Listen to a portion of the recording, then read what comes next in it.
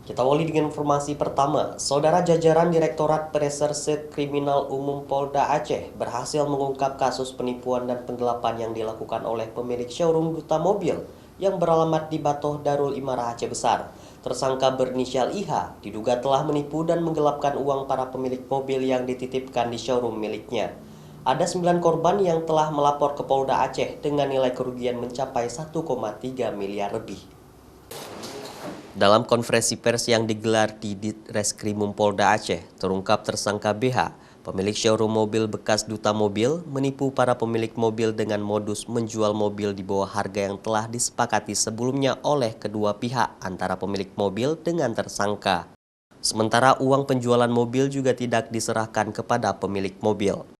Menurut Kabid Humas Polda Aceh, Kombes Pol Ari Priyono, yang bersangkutan menipu para pemilik mobil tersebut karena banyak terlilit hutang, sehingga uang hasil penjualan mobil-mobil tersebut digunakan tersangka untuk membayar hutang tersebut.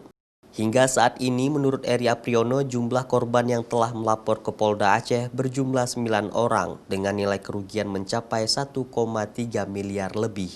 Jadi dalam kasus ini sudah sering sebenarnya ya modus masalah showroom ya pemilik mobil. Ya, saya cuma mengimbau pada masyarakat lebih berhati-hati. Itu dicek juga apakah ini resmi atau tidak showroomnya, bagaimana dia punya utang atau tidak. Karena perusahaan bangkrut atau terlilit utang pihak perusahaan, sehingga mereka menggunakan uang itu untuk kepentingan pribadi atau untuk membayar utang. Selain menahan tersangka BH, polisi juga menyita sejumlah barang bukti penipuan dan penggelapan yang dilakukan tersangka, yaitu 2 unit kendaraan yang berhasil ditemukan oleh Polda Aceh serta surat kelengkapan kendaraan. Dan kepada tersangka diancam dengan pasal 378 atau 372 KUHP dengan ancaman hukuman 5 tahun penjara.